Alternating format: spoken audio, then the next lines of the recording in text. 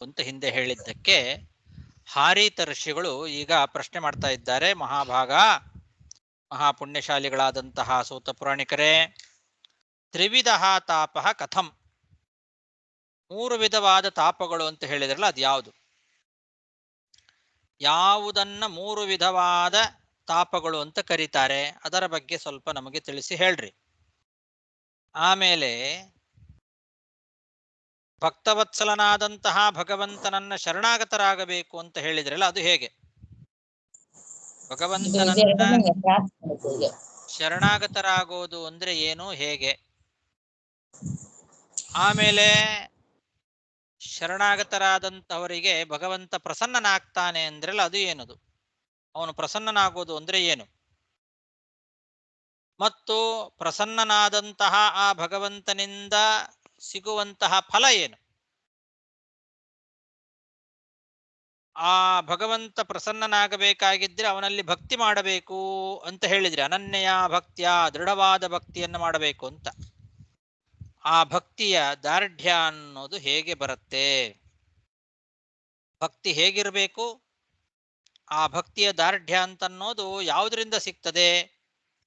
ಇದೆಲ್ಲವನ್ನು ನಮಗೆ ಹೇಳ್ರಿ, ಶ್ರದ್ಧೆಯಿಂದ ನಾವು ಕೇಳಬೇಕು ಅಂತ ಅಪೇಕ್ಷೆ ಆಗಿದೆ ನಮಗೆ ಅಂತ ಹಾರೀತ ಋಷಿಗಳು ಸೂತ ಪುರಾಣಿಕರನ್ನ ಕುರಿತು ಕೇಳ್ತಾ ಇದ್ದಾರೆ. ಎಷ್ಟು ಪ್ರಶ್ನೆ? ತ್ರಿವಿಧವಾದ ತಾಪಗಳು ಅಂದ್ರೆ ಯಾವುದು? ತಾಪಗಳಲ್ಲಿ ತ್ರೈವಿಧ್ಯ. ಆಮೇಲೆ ಭಗವಂತನನ್ನ ಶರಣಾಗತರಾಗೋದು ಹೇಗೆ? ಶರಣಾಗತನಾದಾಗ ಅವನು ಹೇಗೆ ಪ್ರಸನ್ನನಾಗ್ತಾನೆ? ಪ್ರಸನ್ನನಾದ ಭಗವಂತನಿಂದ ಸಿಗುವ ಫಲ ಏನು? ಕಥಂ ತಸ್ಯ ಪ್ರಸಾದ ಸ್ಯಾತ್ ಪ್ರಸನ್ನ ಕಿಂ ಕರಿಷ್ಯತಿ ಕಿಂ ಪ್ರಯಚ್ಛತಿ, ಏನು ಕೊಡ್ತಾನೆ? ಆಮೇಲೆ ಭಕ್ತಿ ಅಂದ್ರೆ ಏನು? ಭಕ್ತಿರ್ನಾಮ ಕಥಂ, ಹೇಗೆ ಭಕ್ತಿ ಮಾಡಬೇಕು? ತಸ್ಯ ದಾರ್ಢ್ಯಂ ಚಾಪಿ, ಆ ಭಕ್ತಿಯ ದಾರ್ಢ್ಯ ಅನ್ನೋದು ಹೇಗೆ ಬರುತ್ತೆ? ಇದಿಷ್ಟು ನಮಗೆ ಹೇಳ್ರಿ. ಶ್ರದ್ಧಾನಾನ್, ಶ್ರದ್ಧೆ ಉಳ್ಳಂತಹ ನಮಗೆ ಅದನ್ನ ಕೇಳಿಸ್ರಿ, ನಮ್ಮ ಮೇಲೆ ಕೃಪೆ ಮಾಡ್ರಿ, ಹೇಳ್ರಿ ಅಂತ ಕೇಳ್ತಾ ಇದ್ದಾರೆ. ಕಥಂ ಸೂತ ಮಹಾಭಾಗ ತ್ರಿವಿಧಸ್ತಾಪ ಉಚ್ಯತೆ, ಕಥಂ ಹಿ ಶರಣಂ ಯಾಯಾದ್ಧರಿಂ ವೈ ಭಕ್ತವತ್ಸಲಂ, ಕಥಂ ತಸ್ಯ ಪ್ರಸಾದ ಸ್ಯಾತ್ ಪ್ರಸನ್ನ ಕಿಂ ಪ್ರಯಚ್ಛತಿ, ಭಕ್ತಿರ್ನಾಮ ಕಥಂ ತಸ್ಯ ದಾರ್ಢ್ಯಂ ಚಾಪಿ ಕಥಂ ಸ್ಮೃತಂ, ಏತನ್ನೋ ಬ್ರೂಹಿ ಶುಶ್ರೂಷಾನ್ ಶ್ರದ್ಧಾನಾನ್ ಮಹಾಮತೆ. ಇದಿಷ್ಟು ಪ್ರಶ್ನೆಗಳಿಗೆ ಸೂತ ಪುರಾಣಿಕರು ಉತ್ತರವನ್ನು ಹೇಳ್ತಾರೆ. ಸೂತ ಉವಾಚ, ತಾಪೋ ಹಿ ಪ್ರೋಚ್ಯತೆ ದುಃಖಂ ತತ್ತು ಸ್ಯಾತ್ ತ್ರಿವಿಧಂ ಪುನಃ, ಆಧ್ಯಾತ್ಮಿಕಂ ಚಾದಿಭೂತಂ ಆದಿದೈವಿಕಮೇವ ಚ. ಸೂತ ಪುರಾಣಿಕರು ಉತ್ತರವನ್ನು ಹೇಳ್ತಾ ಇದ್ದಾರೆ. 3 ವಿಧವಾದ ತಾಪಗಳು ಅಂತ ಏನು ಅಂತ ಕೇಳಿದ್ರಲ್ಲ, ದುಃಖವೇ ತಾಪ ಅಂತ ಕರೆಸ್ಕೊಳ್ಪಡ್ತದೆ. ತಾಪ ಅಂದ್ರೆ ದುಃಖವೇ. ಆ ದುಃಖ 3 ವಿಧವಾಗಿ ಬರ್ತದೆ. ಆಧ್ಯಾತ್ಮಿಕ, ಆದಿಭೂತ, ಆದಿದೈವಿಕ ಅಂತ ಹೀಗೆ 3 ಪ್ರಕಾರದ ತಾಪಗಳಿದ್ದಾವೆ. ತಾಪೋ ಹಿ ಪ್ರೋಚ್ಯತೆ ದುಃಖಂ ತತ್ತು ಸ್ಯಾತ್ ತ್ರಿವಿಧಂ ಪುನಃ, ಆಧ್ಯಾತ್ಮಿಕಂ ಚಾಧಿಭೂತಂ ಆದಿದೈವಿಕಮೇವ ಚ. ಆತ್ಮಾ ಮನಸ್ತು ತಸ್ಯೈವ ಜಾತಂ ಯದಪರಾಧತಃ,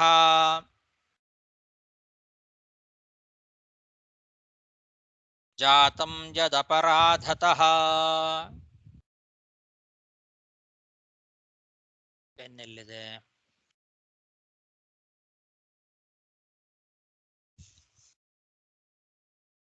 ಎಲ್ಲಿ ಒಂದು ಕಾಣಿಸ್ತದಲ್ಲ.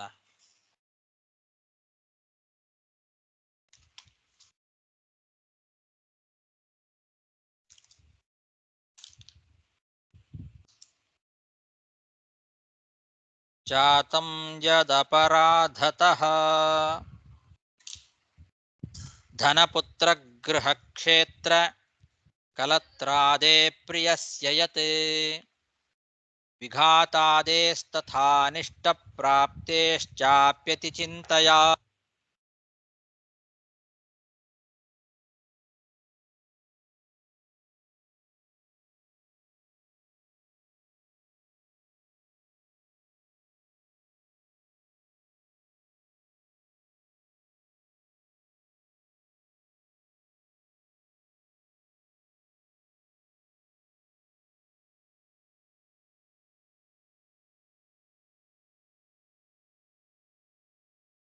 ಆಚಾರ್ಯ ಏನು ಕೇಳಿಸಲ್ಲ.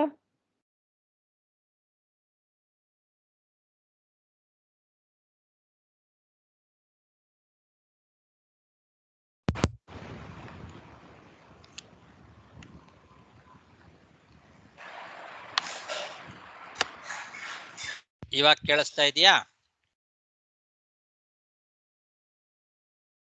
ಹಾ ಕೇಳಿಸುತ್ತೆ ಆಚಾರ್ಯ. ದುಃಖದಲ್ಲಿ ಮೂರು ವಿಧ: ಆಧ್ಯಾತ್ಮಿಕವಾದ ದುಃಖ, ಆದಿಭೌತಿಕವಾದ ದುಃಖ, ಆದಿದೈವಿಕವಾದ ದುಃಖ ಅಂತ ಮೂರು ವಿಧವಾದ ದುಃಖಗಳಿದ್ದಾವೆ. ಅದರಲ್ಲಿ ಆಧ್ಯಾತ್ಮಿಕ ಅಂತಂದ್ರೆ ಏನು? ಆತ್ಮ ಅಂದ್ರೆ ಮನಸ್ಸು ಅಂತ ಅರ್ಥ. ಆತ್ಮ ಮನಸ್ತು ತಸ್ಯೈವ ಜಾತಂ ಯದಪರಾಧತಃ. ಮನಸ್ಸಿಗೆ ನಾನಾ ವಿಧವಾದ ಅಪರಾಧಗಳಿಂದ ನಾನಾ ವಿಧವಾದ ದುಃಖಗಳು ಉಂಟಾಗ್ತವೆ. ನಾನಾ ಕಾಲಗಳಲ್ಲಿ ಮನಸ್ಸಿಗೆ ಆಗುವ ನಾನಾ ಅಪರಾಧಗಳಿಂದ ಆಗುವ ನಾನಾ ವಿಧವಾದ ದುಃಖಗಳು. ಮನಸ್ಸಿಗೆ ತಾಪ, ಪಾಪಕರ್ಮಗಳ ಫಲವಾಗಿ ತನಗೆ ಪ್ರಿಯವಾದಂತಹ ಹಣ, ಮಕ್ಕಳು, ಮನೆ, ಕ್ಷೇತ್ರ, ಹೆಂಡತಿ ಮೊದಲಾದವುಗಳಿಗೆ ನಾಶ ಆಗೋದು ಅಥವಾ ಅನಿಷ್ಟ ಉಂಟಾಗೋದು. ಅದರಿಂದ ಚಿಂತೆ, ಅತಿಯಾದ ಚಿಂತೆ ಮನಸ್ಸಿಗೆ ಆಗ್ತದಲ್ಲ, ಇದನ್ನ ಆಧ್ಯಾತ್ಮಿಕವಾದ ತಾಪ ಅಂತ ಕರೀತಾರೆ.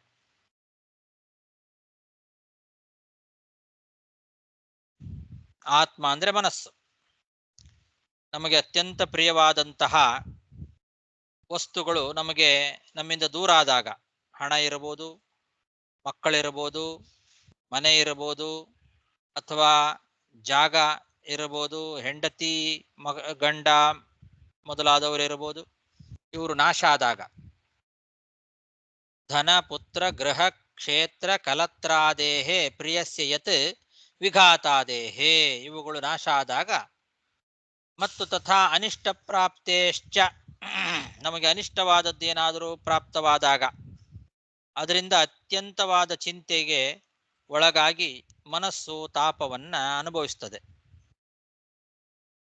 ಮತ್ತೆ ಮತ್ತೊಬ್ಬರ ವಿಷಯದಲ್ಲಿ ಅಸೂಯೆಯನ್ನು ಪಡೋದ್ರಿಂದಲೂ ಕೂಡ ಮನಸ್ಸಿಗೆ ತಾಪ ಆಗ್ತದೆ. ಅಸೂಯೆಯ ಅಭಿಮಾನೇನ, ಅಸೂಯ ಅಂದ್ರೆ ಹೊಟ್ಟೆ ಕಿಚ್ಚು, ಮತ್ತೊಬ್ಬರ ಏಳಿಗೆಯನ್ನ ನೋಡಿ ಹೊಟ್ಟೆ ಕಿಚ್ಚು ಪಡೋದು, ಅದರಿಂದಲೂ ಮನಸ್ಸಿಗೆ ದುಃಖ ಆಗ್ತದೆ. ಆಮೇಲೆ ಅಭಿಮಾನದಿಂದಲೂ ಕೂಡ ರಾಗ ದ್ವೇಷಗಳು, ಇದೇ ಅಭಿಮಾನ ಅಂತ ಕರೆಸ್ಕೊಳ್ತದೆ. ರಾಗದ್ವೇಷಗಳಿಂದ, ಅಭಿಮಾನದಿಂದಲೂ ಕೂಡ ನಮಗೆ ಮನಸ್ಸಿಗೆ ದುಃಖ ಆಗ್ತದೆ. ಆಮೇಲೆ ದುಸ್ವಪ್ನ, ಅದರಿಂದಲೂ ದುಃಖ ಆಗ್ತದೆ. ಕೆಟ್ಟ ಕನಸು ಬಿತ್ತೋ ಅದರಿಂದಲೂ ಮನಸ್ಸಿಗೆ ದುಃಖ ಆಗ್ತದೆ. ಇನ್ನು ವ್ಯರ್ಥವಾದ ಭಯ, ವೃಥಾ ಭಯಾತ್, ಭಯ ಪಡಲುವಂತ ಅವಶ್ಯಕತೆ ಇಲ್ಲದೆ ಇದ್ರೂ ಸುಮ್ಮನೆ ಭಯ ಪಡೋದು, ಏನಾಗ್ಬಿಡುತ್ತೋ ಏನೋ ಅಂತ ವ್ಯರ್ಥವಾಗಿ ಭಯ ಪಡೋದು, ಅದರಿಂದಲೂ ಕೂಡ ದುಃಖ ಆಗ್ತದೆ ಮನಸ್ಸಿಗೆ. ಸುಖವಾಗಿ ಇದ್ದವರು ಕೂಡ ಈ ರೀತಿಯಾಗಿ ವ್ಯರ್ಥವಾಗಿ ಭಯವನ್ನ ಪಡ್ತಾರೆ. ಸ್ವಸ್ಥಸ್ಯಾಪಿ ಹಿ ಯದ್ದುಃಖಂ, ಸ್ವಸ್ಥಸ್ಯಾಪಿ ಅಂದ್ರೆ ಸುಖವಾಗಿ ಸ್ವಸ್ಥನಾಗಿ ಆರಾಮವಾಗಿದ್ದರೂ ಕೂಡ ಈ ಹಿಂದೆ ಹೇಳಿದ ನಾನಾ ವಿಧವಾದ ರೀತಿಯಿಂದ ದುಃಖಗಳು ಮನಸ್ಸಿಗೆ ಬರುವಂತಹ ಅವಕಾಶಗಳಿದ್ದಾವೆ. ಆ ರೀತಿ ಮನಸ್ಸಿಗೆ ದುಃಖವನ್ನ ತಂದು ಕೊಡುವಂಥದ್ದೇನೇನಿದೆ ಇದೆಲ್ಲವೂ ಕೂಡ ಆಧ್ಯಾತ್ಮಿಕವಾದ ದುಃಖ ಅಂತ ಕರೆಸ್ಕೊಳ್ತದೆ. ಈ ಎಲ್ಲ ದುಃಖವನ್ನ ಆಧ್ಯಾತ್ಮಿಕ ದುಃಖ ಅಂತ ಕರೀತಾರೆ. ಆತ್ಮ ಅಂದ್ರೆ ಮನಸ್ಸು, ಮನಸ್ಸಿಗೆ ಸಂಬಂಧಪಟ್ಟಂತಹ ದುಃಖಗಳು ಆಧ್ಯಾತ್ಮಿಕವಾದ ದುಃಖ ಅಂತ. ಆಧ್ಯಾತ್ಮಿಕಂ ಚಾಧಿಭೂತಂ ಆದಿದೈವಿಕಮೇವ ಚ ಆತ್ಮ ಮನಸ್ತು ತಸ್ಯೈವ ಜಾತಂ ಯದಪರಾಧತಃ ಧನಪುತ್ರಗ್ರಹ ಕ್ಷೇತ್ರ ಕಲತ್ರಾದೇ ಪ್ರಿಯಸ್ಯ ಯತ್ ವಿಘಾತಾದೇಸ್ತಥಾ ನಿಷ್ಠಪ್ರಾಪ್ತೇಶ್ಚಾಪ್ಯತಿ ಚಿಂತಯಾ ಅಸೂಯಯಾಭಿಮಾನೇನ ದುಸ್ವಪ್ನಾಚ್ಚ ವೃಥಾ ಭಯಾತ್ ಸ್ವಸ್ಥಸ್ಯಾಪಿ ಹಿ ಯದ್ದುಃಖಂ ತದಾಧ್ಯಾತ್ಮಿಕಮುಚ್ಯತೆ. ಆಧ್ಯಾತ್ಮಿಕವಾದ ದುಃಖ ಅಂದ್ರೆ ಏನು ಅಂತ ಹೇಳಿ ಆಯ್ತು. ಇನ್ನು ಆದಿಭೌತಿಕವಾದ ದುಃಖಗಳು ಅಂದ್ರೆ ಯಾವುದು ಅನ್ನೋದನ್ನ ಹೇಳ್ತಾ ಇದ್ದಾರೆ. ಆದಿ ಭೌತಿಕ, ಭೌತಿಕ ಭೂತ ಅಂದ್ರೆ ಏನು? ಭೂತಾನಿ ಪ್ರಾಣಿನ ಪ್ರೋಕ್ತಾಹ ತಥಾಕಾಶಾದಿ ಪಂಚಕಂ ಸರ್ಪವ್ಯಾಘ್ರವರಾಹಾದೇಹೇ ತಸ್ಕರಾದೇರ್ನೃಪಾದಪಿ ಸ್ವದೇಹೇ ಸ್ವಪ್ರಿಯಸ್ಯಾಪಿ ಪುತ್ರಾದೇಹೇ ಪೀಡನಾದ್ ಭವೇತ್ ದುಃಖಂ ತಥೈವ ವಿಸ್ಫೋಟ ಹಿ ಕಾಕಾಸಜ್ವರಾದಿನ.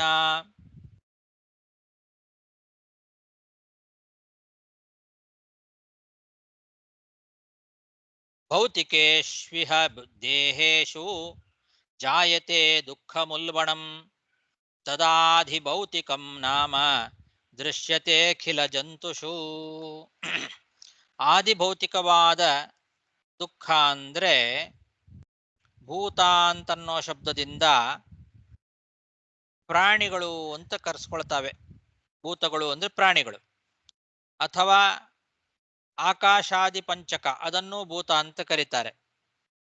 ಪಂಚಭೂತಗಳು ಆಕಾಶ, ವಾಯು, ಅಗ್ನಿ, ಜಲ ಮತ್ತು ಪೃಥ್ವಿ, ಇದು ಪಂಚಭೂತಗಳು. ಈ ಪಂಚಭೂತಗಳಿಗೂ ಭೂತ ಅಂತ ಕರೀತಾರೆ, ಮತ್ತು ಪ್ರಾಣಿಗಳಿಗೂ ಕೂಡ ಭೂತ ಅಂತ ಕರೀತಾರೆ.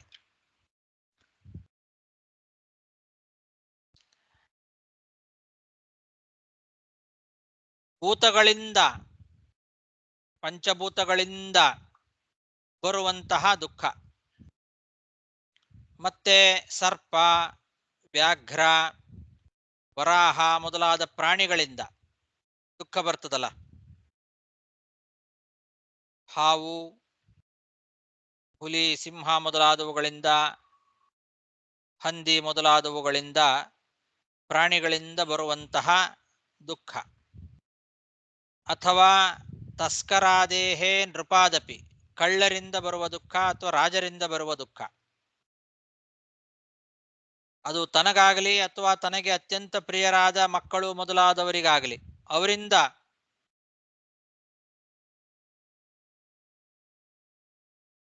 ಹಿಂಸೆಯಿಂದ ತನ್ನ ಭೌತಿಕ ಶರೀರದಲ್ಲಿ ಯಾವ ರೀತಿಯಾದ ದುಃಖ ಉಂಟಾಗ್ತದೋ ಅದು ಆದಿಭೌತಿಕ ತಾಪ ಅಂತ ಕರೆಸ್ಕೊಳ್ತದೆ.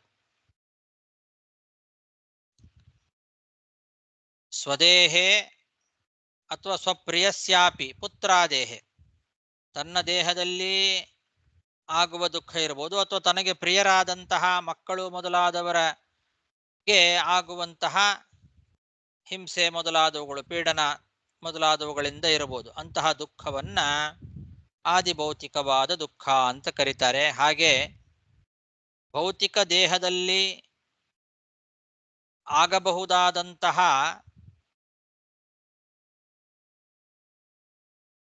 ದುಃಖಗಳು ವಿಸ್ಫೋಟ, ಹಿಕ್ಕಾಕಾಸ, ಜ್ವರ ಮೊದಲಾದವುಗಳು. ಅಂದ್ರೆ ವಿಸ್ಫೋಟ ಆಗೋದು, ತಲೆ ಸಿಡಿಯೋದು, ತಲೆನೋವು, ತಲೆ ಸಿಡಿದು ಹೋಗ್ತಾ ಇದೆ ಅಂತೀವಲ್ಲ, ತೀರಾ ತಲೆನೋವಾಗತ್ತೆ.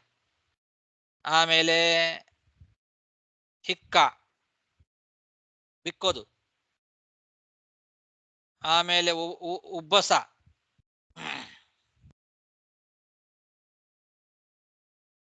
ಜ್ವರ, ಇದೆಲ್ಲ ದೇಹಕ್ಕೆ ಉಂಟಾಗ್ತಕ್ಕಂಥದ್ದು, ನಮ್ಮ ದೇಹಕ್ಕೆ ಉಂಟಾಗುವ ತೊಂದರೆಗಳು. ವಿಸ್ಫೋಟ, ಹಿಕ್ಕಾಕಾಸ, ಜ್ವರ ಇವೇ ಮೊದಲಾದವುಗಳಿಂದ ಆಗುವಂತಹ ದುಃಖ, ಇದು ಕೂಡ ಆದಿಭೌತಿಕ ಅಂತ ಕರೆಸ್ಕೊಳ್ತದೆ. ಇದು ಎಲ್ಲರಿಗೂ ಬರ್ತದೆ, ಸಮಸ್ತ ಪ್ರಾಣಿಗಳಿಗೂ ಕೂಡ. ಅಖಿಲ ಜಂತುಷು ಅಂತ ಹೇಳಿದ್ದಾರೆ. ಎಲ್ಲಾ ಪ್ರಾಣಿಗಳಿಗೂ ಕೂಡ ದೇಹದಲ್ಲಿ ಈ ಪಾಂಚಭೌತಿಕವಾದ ಪೃಥಿವ್ಯಾದಿಗಳೇನಿದ್ದಾವೆ ಅವುಗಳಿಂದ ಆಗುವಂತಹ ದುಃಖ, ಬೆಂಕಿಯಿಂದ, ನೀರಿನಿಂದ,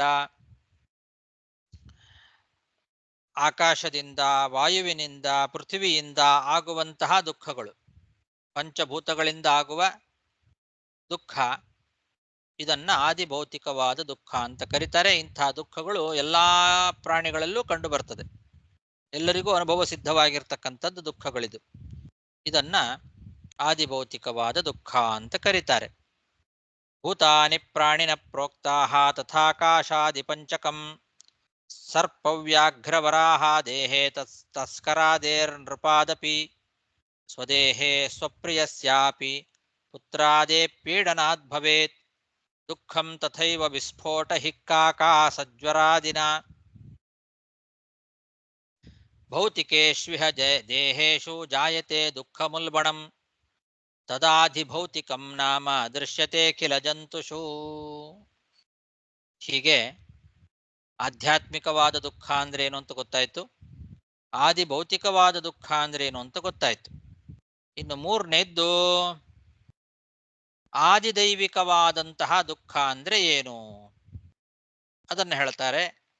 ದೃಷ್ಟಕಾರಣಹೀನಂ ಯತ್ ಜಾಯತೆ ದೈವಯೋಗತಃ ಅಕಸ್ಮಾನ್ ಮರಣಾದ್ಯಚ್ಚ ಮಹಾಮಾರುತವೃಷ್ಟಯಃ ದುರ್ಭಿಕ್ಷಂ ಮಾರಕ ವಹ್ನಿವ್ಯಾಧ್ಯಾದ್ಯಾಯೀತಯಸ್ತು ಯಾಃ ಬಹು ಸಾಧಾರಣ ಲೋಕೆ ದೃಶ್ಯಂತೆ ಜಂತುಪೀಡಕಾಃ ತೇಭ್ಯೋ ಯಜ್ಜಾಯತೆ ದುಃಖಂ ಆದಿದೈವಿಕಮೇವ ತತ್ ನಹಿ ಕಶ್ಚಿತ್ ತಥಾ ಜಂತುಃ ನಾನಾಭೂತಾ ಇಮೇ ತ್ರಯಃ. ಆದಿದೈವಿಕವಾದ ದುಃಖ ಅಂದ್ರೆ ನಮಗೆ ಪ್ರತ್ಯಕ್ಷವಾಗಿ ಕಾಣಿಸೋದಿಲ್ಲ, ಇದು ಯಾರಿಂದ ಆಗ್ತಾ ಇದೆ ಅನ್ನೋದು ಗೊತ್ತಾಗೋದಿಲ್ಲ.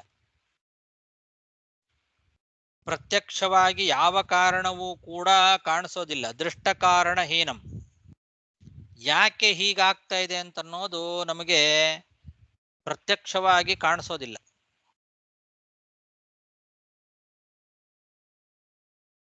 ದೃಷ್ಟ ಕಾರಣಹೀನಂ, ದೃಷ್ಟವಾದ ಕಾರಣಗಳು ಯಾವುದೂ ಇರೋದಿಲ್ಲ. ದೈವಯೋಗತಃ, ದೈವಯೋಗದಿಂದ ಅದೃಷ್ಟದಿಂದ ಕೆಲವು ನಡೆಯುತ್ತೆ. ಅದೃಷ್ಟ ಅಂತಂದ್ರೆ ಇಲ್ಲಿ ಅದೃಷ್ಟ ನಿಯಾಮಕನಾದ ಭಗವಂತನೇ. ಆ ಭಗವಂತನಿಂದ ನಮ್ಮ ನಮ್ಮ ಕರ್ಮಾನುಸಾರವಾಗಿ ಪ್ರತಿಯೊಬ್ಬ ವ್ಯಕ್ತಿಗಳಿಗೂ ಕೂಡ, ಎಲ್ಲಾ ಜನರಿಗೂ ಕೂಡ ಆಗುವಂತಹ ತಾಪಗಳು ಕೆಲವು. ಅಕಸ್ಮಾತ್ ಮರಣಾತ್, ಮರಣ ಪ್ರಾಪ್ತಿ ಆಗ್ತದೆ. ಈ ಮರಣ ಅಂತನ್ನೋದು ಅವರವರ ಕರ್ಮಾನುಸಾರವಾಗಿ ಎಲ್ಲರಿಗೂ ಆಗುವಂಥದ್ದು ಮರಣ. ಇದು ಆದಿದೈವಿಕ. ಇದಕ್ಕೆ ಏನು ಕಾರಣ ಅನ್ನೋದು ಪ್ರತ್ಯಕ್ಷವಾಗಿ ಯಾರಿಗೂ ಕಾಣಿಸೋದಿಲ್ಲ. ಕರ್ಮಾನುಸಾರವಾಗಿ ಭಗವಂತನಿಂದ ಉಂಟಾಗ್ತಕ್ಕಂಥದ್ದು.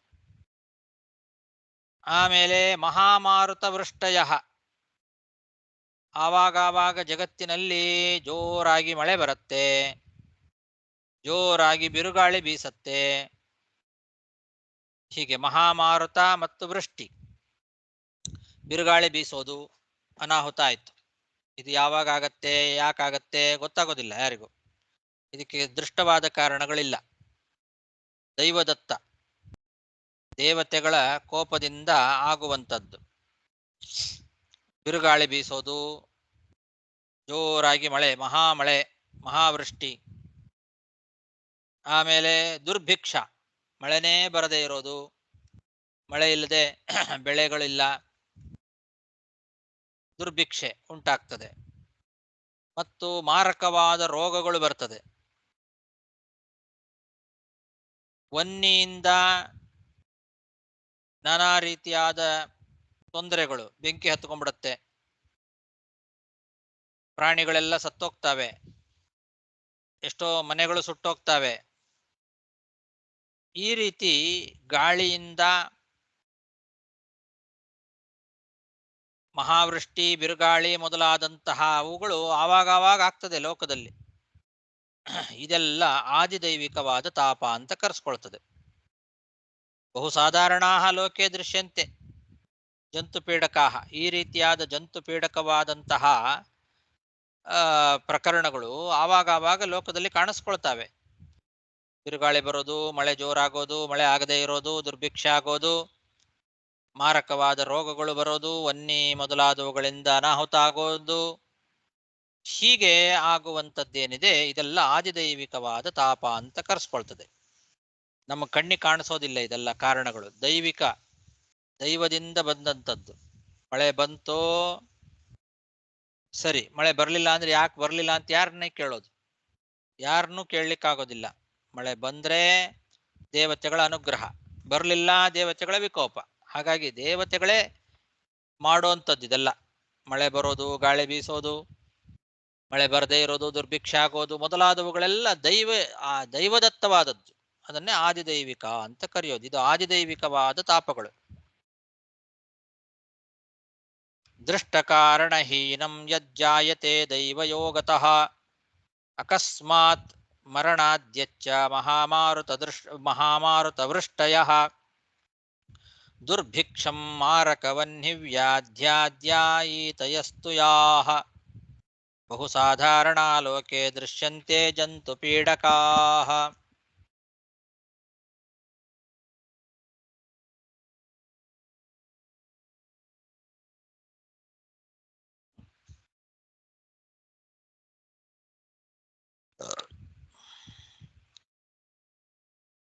ತೇಭ್ಯೋ ಯಜ್ಜಾಯತೆ ದುಃಖಂ ಆದಿದೈವಿಕಮೇವ ತತ್ ನ ಹಿ ಕಶ್ಚಿತ್ ತಥಾ ಜಂತುಃ ನಾನಾಭೂತಾ ಇಮೇ ತ್ರಯಃ.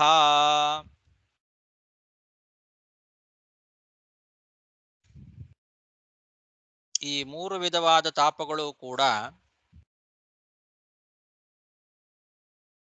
ಅನುಭವಿಸದೇ ಇರತಕ್ಕಂತಹ ಯಾವ ಪ್ರಾಣಿಯೂ ಜಗತ್ತಿನಲ್ಲಿ ಇಲ್ಲ ಅಂತ ಹೇಳ್ತಾ ಇದ್ದಾರೆ.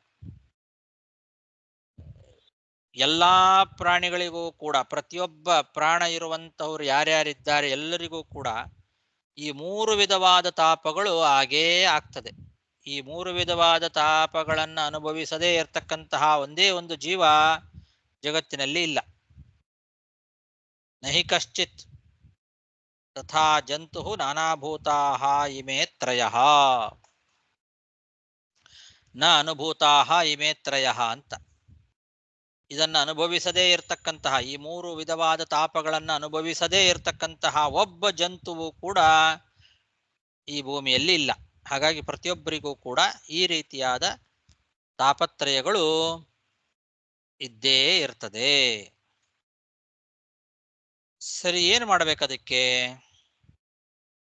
ಯೇನ ಸ್ಯುಸ್ತತ ಏತೇಭ್ಯೋ ಮುಕ್ತೈ ತಂ ಶರಣಂ ವ್ರಜೇತ್ ರಕ್ಷತೀತ್ಯೇವ ವಿಶ್ವಾಸಃ ತದೀಯೋಹಮಿತಿ ಸ್ಮೃತಿಃ ಶರಣಾಗತಿರೇಷಾ ಸ್ಯಾದ್ವಿಷ್ಣೌ ಮೋಕ್ಷಫಲಸ್ಪ್ರದಾ. ಬಹಳ ಪ್ರಸಿದ್ಧವಾದಂತಹ ಒಂದು ಶ್ಲೋಕ ಇದು. ಈ ತಾಪತ್ರಯಗಳಿಂದ ನಾವು ಬಿಡುಗಡೆಯನ್ನು ಪಡೀಬೇಕು ಅಂತಾದರೆ, ಈ ತಾಪತ್ರಯಗಳಿಂದ ನಾವು ರಕ್ಷಣೆಯನ್ನು ಪಡೀಬೇಕು ಅಂತಾದರೆ ನಾವು ಏನು ಮಾಡಬೇಕು? ಭಗವಂತನನ್ನೇ ಶರಣಾಗತರಾಗಬೇಕು. ಆ ಭಗವಂತನನ್ನ ಹೇಗೆ ನಾವು ನಂಬಬೇಕು ಅಂದರೆ, ರಕ್ಷತೀತ್ಯೇವ ವಿಶ್ವಾಸಃ. ಆ ಭಗವಂತ ನಮ್ಮನ್ನ ರಕ್ಷಣೆ ಮಾಡಿಯೇ ಮಾಡ್ತಾನೆ ಅಂತ ವಿಶ್ವಾಸ ಅವನಲ್ಲಿ ಇಡಬೇಕು. ಯಾಕೆಂದ್ರೆ ಇದೆಲ್ಲ ಯಾವಾಗ ಯಾವ ಕಾಲದಲ್ಲಿ ಹೇಗೆ ಅನಾಹುತಗಳಾಗ್ತದೆ ಹೇಳಲಿಕ್ಕೆ ಸಾಧ್ಯ ಇಲ್ಲ. ಅಲ್ಲಿ ಅಕಸ್ಮಾತ್ ಅಂತ ಹೇಳಿದ್ದಾರೆ. ಅಕಸ್ಮಾತ್ ಮರಣಾತ್ ಲೋಕೆ ಅಂತ. ಅಕಸ್ಮಾತ್ ಅಂದ್ರೆ ಅಂದ್ರೆ ಭಗವಂತ, ಅಕಾರವಾಚ್ಯನಾದವನು ಭಗವಂತ, ಅವನಿಂದಲೇ ಆಗೋದು. ಅಕಸ್ಮಾತ್ ಆಗೋದು ಅಂದ್ರೆ ಅಕಾರವಾಚ್ಯನಾದಂತಹ ಭಗವಂತನಿಂದಲೇ ಎಲ್ಲ ಆಗೋದು. ಆದ್ರಿಂದ ನಾವು ಅವನನ್ನೇ ಶರಣಾಗತರಾಗಬೇಕು. ಅವನೊಬ್ಬನೇ ನಮ್ಮನ್ನ ಈ ತಾಪತ್ರಯಗಳಿಂದ ಬಿಡುಗಡೆಯನ್ನ ಮಾಡ್ತಕ್ಕಂಥವನು. ಅವನನ್ನ ಯಾವ ರೀತಿ ಶರಣಾಗತರಾಗಬೇಕು? ರಕ್ಷತೀತ್ಯೇವ ವಿಶ್ವಾಸಃ ತದೀಯೋಹಂ ಇತಿ ಸ್ಮೃತಿ. ನಾನು ನಿನ್ನವ, ನೀನು ನನ್ನನ್ನು ರಕ್ಷಣೆ ಮಾಡಿಯೇ ಮಾಡ್ತಿದಿ, ನೀನೇ ನನಗೆ ಗತಿ, ನಾನು ನಿನ್ನ ಸೇವಕ, ನೀನು ನನಗೆ ಸ್ವಾಮಿ, ನೀನು ನನ್ನನ್ನು ರಕ್ಷಣೆ ಮಾಡಿಯೇ ಮಾಡ್ತಿದಿ, ಮಾಡಬೇಕು ಅಂತ ಈ ರೀತಿ ಅವನನ್ನು ಶರಣಾಗತರಾಗಬೇಕಂತೆ. ರಕ್ಷತೀತ್ಯೇವ ವಿಶ್ವಾಸಃ ತದೀಯೋ ಅಹಂ ಇತಿ ಸ್ಮೃತಿ.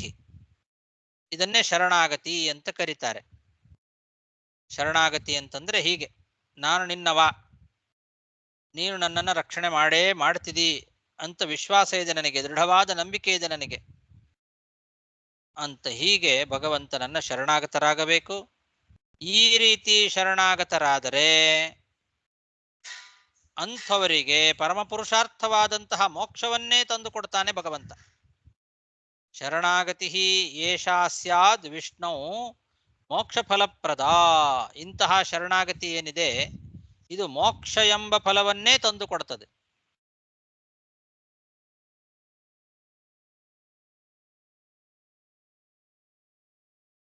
ಯೇನ ಸ್ಯುಸ್ತತ ಏತೇಭ್ಯೋ ಮುಕ್ತ್ಯೈ ತಂ ಶರಣಂ ವ್ರಜೇತ್ ರಕ್ಷತೀತ್ಯೇವ ವಿಶ್ವಾಸಃ ತದೀಯೋಹಂ ಇತಿ ಸ್ಮೃತಿಃ.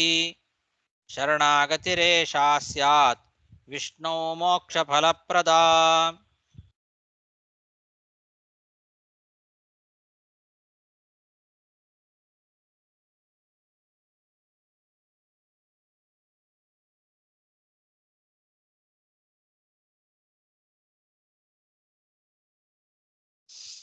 ಇದಕ್ಕೆ ನಾನಾ ದೃಷ್ಟಾಂತಗಳನ್ನು ಹೇಳುತ್ತಾರೆ ಮುಂದೆ.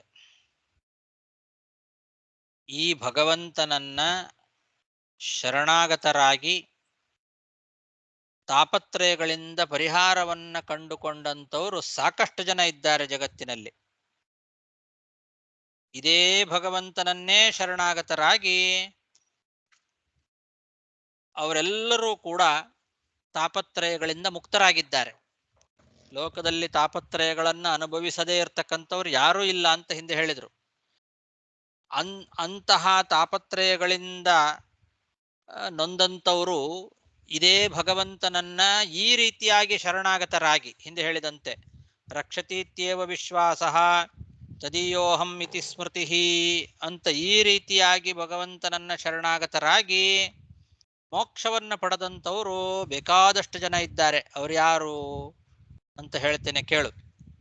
ಪ್ರಿಯವ್ರತೋ ಧ್ರುವೋತ್ಥಾನ ಪಾದ ಪ್ರಹ್ಲಾದ ನಾಹುಷಾಃ ಆಂಧಾತೃನಲವೈನ್ಯಾದ್ಯಾಃ ಕಾರ್ತವೀರ್ಯ ಗಯಾದಯಃ ಇಕ್ಷ್ವಾಕು ರಘುಪಾರ್ಥಾದ್ಯಾಃ ಸಗರೋ ಭರತಾದಯಃ ಮಹಾಬಲಾ ಮಹಾವೀರ್ಯಾಃ ಸಾರ್ವಭೌಮಾ ಸಹಸ್ರಶಃ ದೀರ್ಘಾಯುಷೋ ದಕ್ಷದೇಹಾಃ ಮಹಾಸಕಲ ಸಂಪದಾಃ ಯತ್ರೋದ್ವಿಗ್ನಾಯಿಮೇ ತಾಪೈಃ ಪ್ರಯಾತಾ ಶರಣಂ ಹರಿಂ ತತ್ರ ಸ್ವಲ್ಪಾಯುಷೋ ಮರ್ತ್ಯಾಃ ಮಂದಭಾಗ್ಯಾಃ ಹ್ಯುಪದ್ರುತಾಃ ನ ಯಾಂತಿ ಶರಣಂ ವಿಷ್ಣುಂ ನ ಜಾನೇ ದುರ್ಮತಿಂ ನೃಣಾಂ ಭಾಗ್ಯಮಾಂದ್ಯಮಿದಂ ಚೈಷಾಂ ವರ್ಣಯಾಮ ಕಿಮದ್ವಯಂ. ಎಷ್ಟು ಜನ ಪ್ರಿಯವ್ರತ, ಉತ್ಥಾನಪಾದ, ಧ್ರುವ, ಪ್ರಹ್ಲಾದ, ನಹುಷ, ಆಂಧಾತ, ನಲ, ವೈನ್ಯ ಅಂದ್ರೆ ವೇನನ ಮಗ ಪೃಥು ಮಹಾರಾಜ, ಕಾರ್ತವೀರ್ಯಾರ್ಜುನ, ಗಯ, ಇಕ್ಷ್ವಾಕು, ರಘು, ಪಾರ್ಥ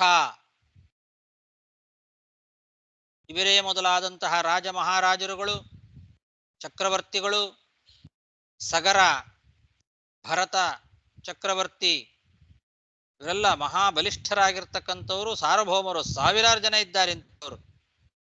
ಇವರಿಗೆಲ್ಲ ದೀರ್ಘಾಯುಷ್ಯ ಇತ್ತು, ದಕ್ಷ ದೇಹ, ಒಳ್ಳೆ ದಷ್ಟಪುಷ್ಟವಾದ ದೇಹ, ದೃಢಕಾಯ, ಮಹಾಸಕಲ ಸಂಪದಾಹ, ಬೇಕಾದಷ್ಟು ಸಂಪತ್ತಿತ್ತು ಇವರಿಗೆಲ್ಲ. ಇಂತಹ ಸಾವಿರಾರು ಜನ ಪ್ರಸಿದ್ಧ ಪುರುಷರೆಲ್ಲ ಸಾಂಸಾರಿಕವಾದ ತಾಪತ್ರಯಗಳಿಂದ ನೊಂದು ಎಲ್ಲರೂ ಅನನ್ಯರಾಗಿ ಭಗವಂತನನ್ನ ಶರಣಾಗತರಾದವರೇ ಇವರೆಲ್ಲ. ಯತ್ರೋದ್ವಿಗ್ನಾಹ ಇಮೇ ತಾಪೈಹಿ, ಇವರೆಲ್ಲ ತಾಪತ್ರಯಗಳಿಂದ ನೊಂದು ಶರಣಂ ಹರಿಂ ಪ್ರಯಾತಾಹ, ಭಗವಂತನನ್ನೇ ಶರಣಾಗತರಾಗಿದ್ದಾರೆ. ಅಂಥದ್ರಲ್ಲಿ ಕೆಲವರು ಅಲ್ಪ ಆಯುಷ್ಯಗಳಿದ್ರು,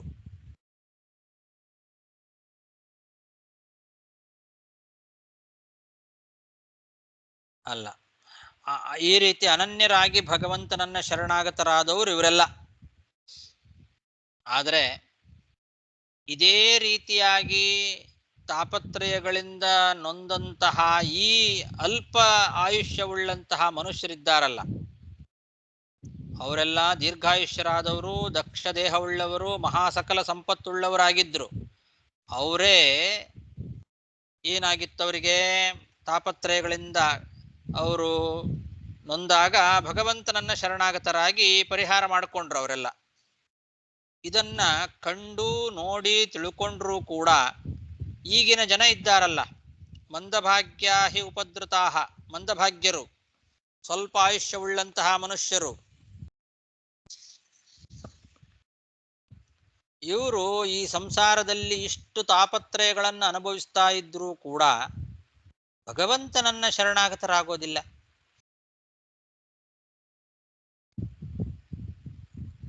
ಅವರೆಲ್ಲ ಮಹಾಪುರುಷರು, ಮಹಾ ಸಂಪದ್ಭರಿತರು, ದೀರ್ಘಾಯುಷ್ಯಗಳು, ದಕ್ಷ ದೇಹ ಉಳ್ಳವರು. ಆದರೂ ಅವರು ತಾಪತ್ರಯಗಳಿಂದ ಉದ್ವಿಗ್ನರಾಗಿ ಭಗವಂತನನ್ನ ಶರಣಾಗತರಾದರು. ಭಗವಂತನನ್ನ ಶರಣಾಗತಿಯಾಗಿ ಅವರು ಅದರಿಂದ ಪರಿಹಾರವನ್ನು ಪಡ್ಕೊಂಡ್ರು. ಆದರೆ ಈಗ ಮಂದಭಾಗ್ಯರಾದಂತಹ, ಉಪದ್ರುತರಾದ, ದುಃಖಪೀಡಿತರಾದ, ಅಲ್ಪಾಯುಷ್ಯಗಳಾದ ಮನುಷ್ಯರು, ಅವರು ತಾಪತ್ರಯಗಳಿಂದ ಒದ್ದಾಡ್ತಾ ಇದ್ರೂ ಕೂಡ ವಿಷ್ಣುಂ ಶರಣಂ ನಯಾಂತಿ, ಆ ವಿಷ್ಣುವನ್ನ ಶರಣಾಗತರಾಗೋದಿಲ್ಲ ಅಂದ್ರೆ ಎಂತಹ ದುರ್ಮತಿ ಮನುಷ್ಯರಿಗೆ, ಎಂತಹ ಕೆಟ್ಟ ಬುದ್ಧಿ ಮನುಷ್ಯರಿಗೆ ಇರ್ತಕ್ಕಂತಹ ದುರ್ಬುದ್ಧಿ ಎಷ್ಟು ಅಂತ ತಿಳಿಲಿಕ್ಕೆ ಸಾಧ್ಯ ಇಲ್ಲ. ನಾವು ನೀವು ಎಲ್ಲರೂ ಸೇರಿ ಈ ಮನುಷ್ಯರ ಮಂದಭಾಗ್ಯವನ್ನ ಎಷ್ಟು ಅಂತ ವರ್ಣನೆ ಮಾಡೋಣ ಅಂತಾರೆ. ಮಂದಂ ಭಾಗ್ಯಂ ಭಾಗ್ಯಮಾಂದ್ಯಂ ಇದಂ ಚೈಷಾಂ ವರ್ಣಯಾಮಃ ಕಿಮದ್ವಯಂ ಕಿಯದ್ವಯಂ, ಎಷ್ಟು ಅಂತ ವರ್ಣನೆ ಮಾಡೋಣ ಈ ಮನುಷ್ಯರ ಒಂದು ಅಲ್ಪ ಬುದ್ಧಿಗೆ. ಎಂತಹ ಮಂದಭಾಗ್ಯರು, ಇಷ್ಟೆಲ್ಲ ಕಷ್ಟವನ್ನು ಅನುಭವಿಸ್ತಾ ಇದ್ರು ತಾಪತ್ರಯಗಳಿಂದ, ತಮಗಾದರೂ ದೇಹದಲ್ಲಿ ಶಕ್ತಿ ಇಲ್ಲ, ಅಲ್ಪಾಯುಷ್ಯಗಳು ಬೇರೆ, ಈ ರೀತಿ ದಿನೇ ದಿನೇ ತಾಪತ್ರಯಗಳಿಂದ ಒದ್ದಾಡ್ತಾ ಇದ್ದಾರೆ. ಆದರೂ ಭಗವಂತನನ್ನ ಶರಣಾಗತರಾಗೋದಿಲ್ಲ. ಅವರೆಲ್ಲ ಮಹಾಭಾಗ್ಯಶಾಲಿಗಳು, ದೀರ್ಘಾಯುಷ್ಯಗಳು, ಮಹಾ ಸಂಪದ್ಭರಿತರು, ದೈಹಿಕವಾದ ಶಕ್ತಿ ಬೇಕಾದಷ್ಟಿದ್ದವರೇ ಇದ್ರು. ಅವರೇ ಭಗವಂತನನ್ನ ಶರಣಾಗತರಾಗಿ ತಾಪತ್ರಯಗಳಿಂದ ಪರಿಹಾರವನ್ನು ಹೊಂದಿದ್ದಾರೆ. ಅದನ್ನು ಕೇಳಿಯೂ ತಿಳ್ಕೊಂಡು ಇವರು ಮಂದಭಾಗ್ಯರು, ನಾನಾ ರೀತಿಯಾದ ತಾಪತ್ರಯಗಳಿಂದ ಉಪದ್ರುತರಾದವರು, ಅಲ್ಪಾಯುಷ್ಯಗಳು ಮನುಷ್ಯರು ಆ ವಿಷ್ಣುವನ್ನ ಶರಣಾಗತರಾಗೋದಿಲ್ಲ ಅಂತಂದ್ರೆ ಇವರ ಈ ಒಂದು ಮಂದಭಾಗ್ಯತ್ವವನ್ನ ಎಷ್ಟು ಅಂತ ವರ್ಣನೆ ಮಾಡೋಣ. ಎಂಥ ಮೂರ್ಖ ಜನರು ಇವರೆಲ್ಲ. ಪ್ರಿಯವ್ರತ ಧ್ರುವೋತ್ಥಾನ ಪಾದ ಪ್ರಹ್ಲಾದ ನಾಹುಷಾಃ ಮಾಂಧಾತೃಣಲ ವೈನ್ಯಾದ್ಯಾಃ ಕಾರ್ತವೀರ್ಯ ಗಯಾದಯಃ ಇಕ್ಷ್ವಾಕುರಘುಪಾರ್ಥಾದ್ಯಾಃ ಸಗರೋ ಭರತಾದಯಃ ಮಹಾಬಲಾ ಮಹಾವೀರ್ಯಾಃ ಸಾರ್ವಭೌಮಾಃ ಸಹಸ್ರಶಃ ದೀರ್ಘಾಯುಷೋ ದಕ್ಷದೇಹಾಃ ಮಹಾಸಕಲ ಸಂಪದಾಃ ಯತ್ರೋದ್ವಿಗ್ನಾ ಇಮೇ ತಾಪೈಃ ಪ್ರಯಾತಾ ಶರಣಂ ಹರಿಂ ತತ್ರ ಸ್ವಲ್ಪಾಯುಷೋ ಮರ್ತ್ಯಾಃ ಮಂದಭಾಗ್ಯಾಃ ಹ್ಯುಪದ್ರುತಾಃ ನ ಯಾಂತಿ ಶರಣಂ ವಿಷ್ಣುಂ ನ ಜಾನೇ ದುರ್ಮತಿಂ ನೃಣಾಂ ಭಾಗ್ಯಮಾಂದ್ಯಮಿದಂ ಚೈಷಾಂ ವರ್ಣಯಾಮ ಕಿಯದ್ವಯಂ.